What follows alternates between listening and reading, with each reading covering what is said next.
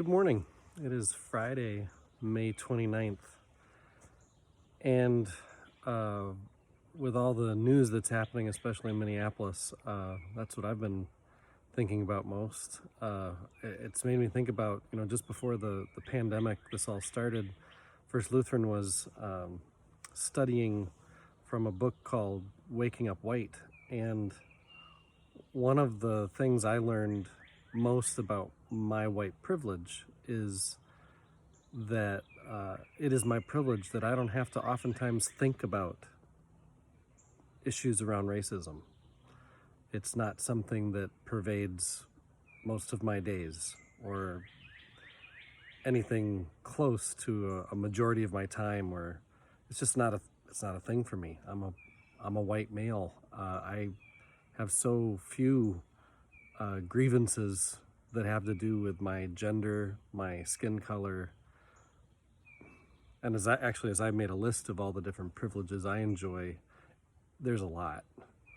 And so when events like this happen, and I'm tasked with thinking about, what does this event in our culture mean, and what should I say about it, and how can I be a helpful voice? It can be hard to know not just what to say, but how to say it. But then I get to oftentimes just kind of judge and dismiss. That is a typical white response to a lot of these moments in the United States as stuff goes crazy, to just judge it and dismiss it and then move on. And what a privilege that is, to be able to just move on. And yet now we're in the midst of something, and I thought instead of just trying to judge and dismiss, that I would dive a little deeper than maybe I usually do. And one of the things that I needed to dive deeper on, especially as I was watching and reading about things yesterday, was rioting. I have a visceral reaction to watching large groups of people riot. I've never understood it. I just genuinely have never understood why. And so it sent me to, as I was trying to learn more about it and think more about it and pray more about it, instead of just judging and dismissing it, as I many times have in the past, it actually sent me down a rabbit hole that led to Martin Luther King Jr., and maybe that's the most obvious place one would land. But he had an interview years ago on 60 Minutes. And the interview, I'm just going to read some of the things that he said. It was basically an interview. At the time, he was having to defend his strategy of nonviolence in the face of what he said was a minority of people within his own coalition who were saying violence was the way forward. He said, "The cry of Black power is a reaction to the reluctance of white power to make the kind of changes necessary to make justice a reality." And then he followed that up with, "A riot is the language of the unheard." And what is it that America has failed to hear? It has failed to hear that the economic plight of the Negro poor has worsened over the last few years. Later he says, "Riots are self-defeating and socially destructive."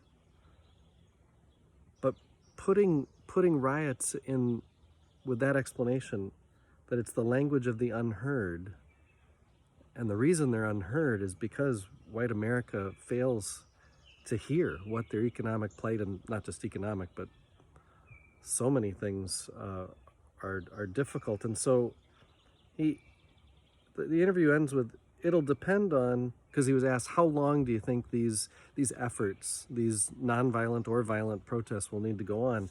And he says, "Well, it'll depend on the federal government and city halls and on white America to a large extent. White America will determine how long it will be." Which was kind of a haunting thing to say, since this was an interview from 1966. That's 54 years, and we're in a pretty similar place in many ways as far as what this interview was about. 54 years. And 54 years later, as I scroll through my Facebook and read and hear from other things, white America still gets stuck on the riot and not on what caused the riot. And so that's why I'm doing some work today and yesterday on what causes riots.